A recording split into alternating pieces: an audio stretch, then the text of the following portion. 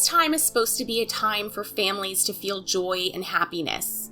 From the kids anxiously awaiting their parents waking up to start their day off, to tearing into their Christmas presents to see what Santa brought them that year, or to spend the rest of school vacation week playing with their new toys and gifts.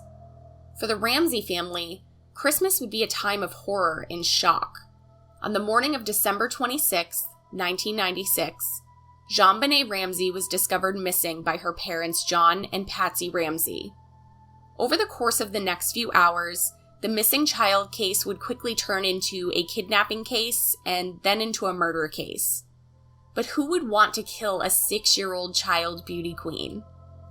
As always, this video contains graphic information, sexual content, and unresolved theories around the death of a child, and is not suggested for those under 18 or more sensitive people. Viewer discretion is advised. JonBenet Ramsey was born on August 6, 1990, to parents John and Patsy Ramsey.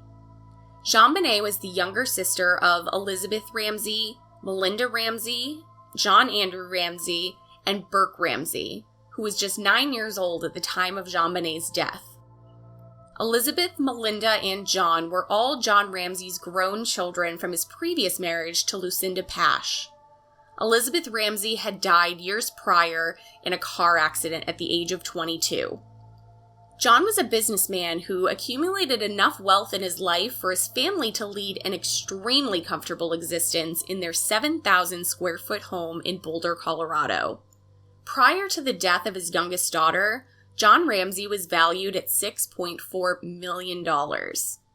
Patsy was a former beauty queen herself and had won Miss West Virginia in 1977, sparking her want for JonBenet to continue in her footsteps. JonBenet was a 6-year-old beauty pageant star who her father claimed did beauty pageants for fun and not like the girls on Toddlers and Tiaras. But John Ramsey fondly remembers his youngest daughter as scruffy and a bit of a tomboy. He said JonBenet loved to hike and play outside with her older brother Burke. JonBenet became interested in pageants after seeing her mother on stage at a pageant reunion and started quickly snatching up pageant titles in the area. But that would all change on the morning of December 26, 1996. The day after Christmas, Patsy Ramsey was the first to awake. Patsy went down the back staircase of her home, the infamous spiral staircase, to make her way to the kitchen. When she arrived at the bottom of the stairs, Patsy found a 2-page-long ransom note on the kitchen staircase, demanding $118,000 for the safe return of their daughter. Patsy then discovered her daughter was not in her bed and phoned the police at 5:52 a.m., in a haunting 911 call where Patsy hysterically informed the dispatcher that her daughter had been kidnapped and that she had found a ransom note. John Ramsey noted to police that the amount the kidnappers were asking for was coincidentally the same amount of his recently received Christmas bonus, and investigators considered several theories behind the dollar amount requested, including employees at the company John worked for, as well as a possibility of a reference to Psalm 118. The ransom note was unusually long, and the FBI were quick to point out it was even more unusual that such a long note could or would be written at the crime scene. The Boulder police believe for many reasons that the note was staged. Firstly, the paper had come from Patsy's notepad, and the pen was one found in the house. Secondly, the only fingerprints on the note belonged to Patsy Ramsey and the authorities who had handled the note. And thirdly, the note contained a strange amount of exclamation marks and initialisms. The Colorado Bureau of Investigation reported there are indications that the author of the ransom note is Patricia Ramsey, but there was never enough conclusive evidence to definitively point the finger at Patsy, and federal courts ruled it highly unlikely that she had written the note after consulting with different certified handwriting experts. The night of JonBenet's disappearance was looked at under a microscope, and the only people known to have been in the house the night of her disappearance were her immediate family, John, Patsy, and Burke. Despite the ransom note containing instructions to not call the police, Patsy called immediately upon finding the ransom note, and it took first responders just 3 minutes to arrive at the house. The authorities conducted a short search of the home, but were unable to find any signs of forced entry around the house. An officer even went down to the basement, but walked away from a door without opening it, due to the fact that he claims he was looking specifically for an exit route for the kidnapper, and there really was no outside access in the room he had passed over. Unknown to the officer, JonBenet's body would be discovered just on the other side of the door he had originally passed over. The authorities initially treated it as a kidnapping, and only sectioned off JonBenet's room to prevent contamination of evidence. There were absolutely no precautions taken to protect the rest of the house or the evidence that could have been found in the rest of the house from being disturbed. Throughout the day, authorities, the Ramsey family, and friends of the family were roaming the house, picking up items and cleaning surfaces in rooms like the kitchen, potentially destroying evidence. 6 hours after the initial phone call from Patsy to police, a detective asked John Ramsey and a family friend, Fleet White, to search the house themselves to see if anything looked, quote, amiss. The pair began their search in the basement and quickly found JonBenet's body on the floor in a back room. JonBenet's mouth had been covered with duct tape. There was a nylon cord found wrapped around the young girl's wrists and neck, and her torso had been covered by a white blanket. John Ramsey was originally relieved upon finding his daughter, but quickly realized that she was no longer alive. John Ramsey picked up his daughter's body and brought her upstairs, further contaminating the crime scene and critical forensic evidence that could have brought JonBenet's killer to justice. Each member of the Ramsey family provided handwriting, blood samples, and hair samples to the police, and they were all also interviewed separately within a few weeks of JonBenet's death. An autopsy showed that JonBenet had been killed by strangulation and had suffered a fracture to her skull, but the official cause of death was listed as asphyxia by strangulation associated with craniocerebral trauma. And while there was no evidence of conventional rape, authorities did not rule out sexual assault. Despite the fact that there had been no semen found present on or near the body, there was evidence of vaginal injury, and the pathologist noted that it appeared as though her vaginal area had been wiped down with a cloth. A garrote that had been made from a length of nylon cord and a broken paintbrush handle had been tied around JonBenet's neck and used to strangle her. Part of the paintbrush used for the garrote was found in Patsy's painting supplies, but the bottom third of the paintbrush has still never been found. The autopsy also revealed, quote, vegetable or fruit material which may represent pineapple in the girl's digestive tract, and photos of the home showed a bowl of pineapple with a spoon in it on the kitchen table. The only fingerprints found in the bowl belonged to that of Burke Ramsey, and Patsy and John both claim that they did not remember putting the bowl on the table or remember feeding JonBenet that pineapple. The Ramseys maintain that Burke slept through the night and did not wake until several hours after the police had arrived.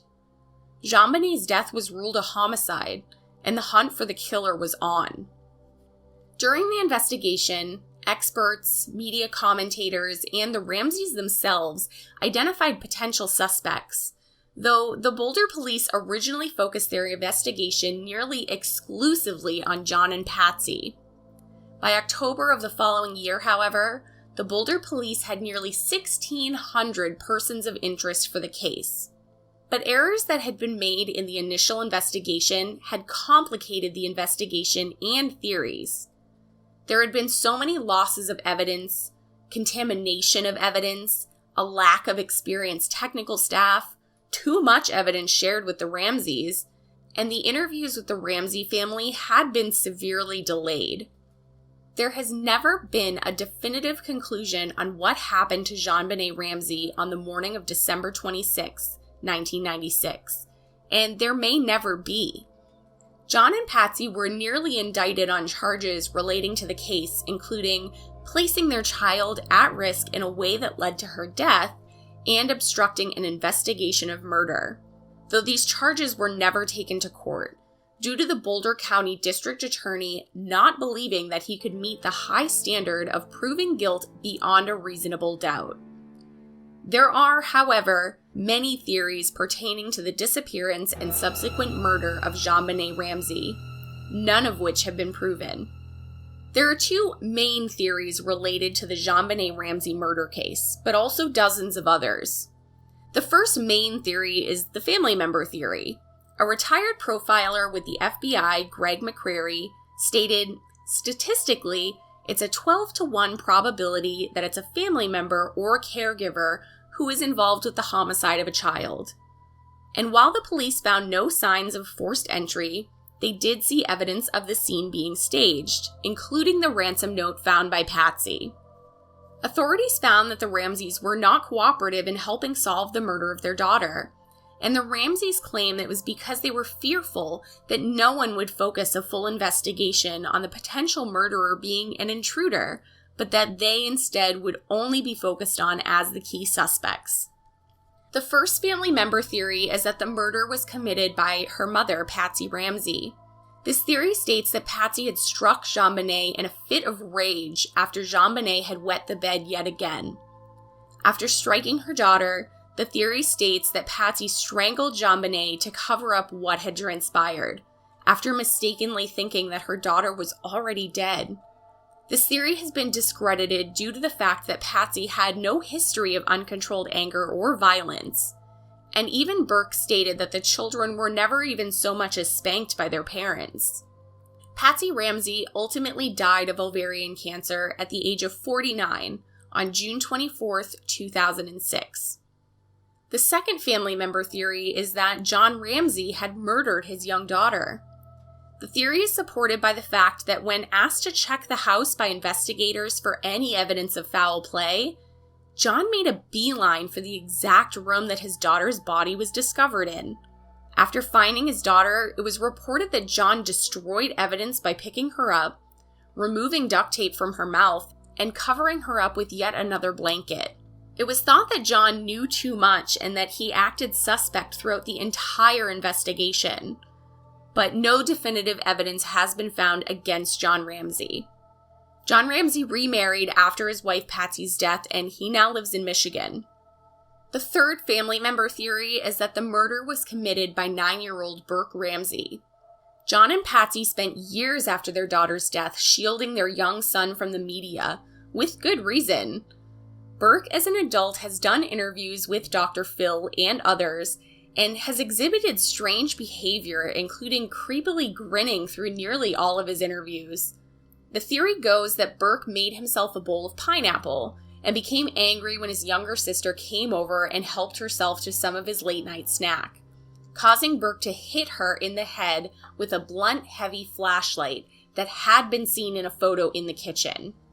The wounds found on JonBenet's back were originally thought to be from a stun gun, but the wounds were consistent with the edges of one of Burke's toy train tracks, which believers think Burke used to poke his sister's unconscious body for a response. No definitive evidence was ever found to use against Burke Ramsey. Burke is now an adult and works at home as a software engineer so he can avoid being around other people in an office. The second main theory is the intruder theory. Despite police suspecting the Ramseys, police and investigators also followed leads for the theory that an intruder had come into the home and murdered young JonBenet. This theory was focused on the unidentified boot mark left in the basement room, as well as the unknown DNA found on JonBenet's clothing. After assessing the evidence, some investigators believe that an intruder was the most likely of possibilities, due to the fact that there had been 2 windows left slightly ajar for strings of Christmas lights to pass through, there was a broken basement window, and one of the doors leading into the Ramsey home had been unlocked. Some believe that the intruder had entered through the broken basement window, with the unidentified boot print giving credibility to this theory. But this specific theory has been criticized due to the fact that there were undisturbed cobwebs covering the windows, and the foliage outside had been undisturbed. There had also been more than 100 burglaries in the neighborhood in the months before the murder, as well as 38 registered sex offenders living within 2 miles of the Ramsey home.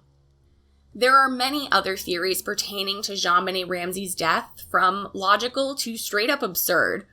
These theories include, but are not limited to, the town drifter theory. This theory states that convicted pedophile Gary Oliva had committed the murder due to police allegedly finding a magazine cutout of JonBenet in his backpack after he had been arrested for drug charges in 2000. Oliva had been cleared by DNA testing, but was eventually charged with possessing child pornography many years later. The electrician theory says that a local electrician had been tied to a property dispute with the Ramseys, giving him motivation to seek revenge on the family. The electrician died in 1997 after a press conference stating that the police were honing in on a new suspect. He was cleared by both DNA and his untimely death. The schoolteacher theory states that a former schoolteacher, John Carr, allegedly confessed out of the blue to strangling JonBenet in graphic sexual detail. Carr was cleared by DNA and dismissed as a suspect. Police believe he only confessed to gain notoriety and fame. Another theory was the housekeeper theory. The Ramsey housekeeper, Linda Hoffman-Puh, was struggling financially and had asked the Ramseys for a loan of several $1,000s, which was declined by John Ramsey. This theory states that Linda had led a trusting JonBenet to the basement in an attempt to trick her employees into giving up the ransom money, getting her out of her financial bind. All evidence implicating the housekeeper is circumstantial at best, and she has never been formally accused. The town Santa theory alleges that Bill McReynolds, now deceased, was a family friend who had dressed up as Santa Claus the week prior. It's said that Bill fawned over JonBenet a little too much and even called her his, quote, special friend. This theory generated a lot of buzz, but never led to anything more than an attempt to assassinate a friendly man's character.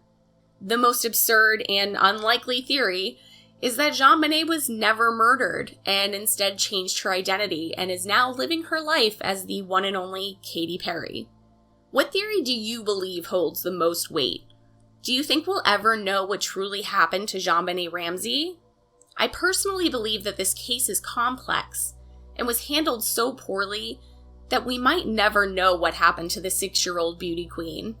I would like to thank SimQueen for building the exterior of this house, as well as doing the layout for me in collaboration for this video. This video would not have been possible without her help. You can find the link to her channel with her speed build for the exterior of this home in the description box below.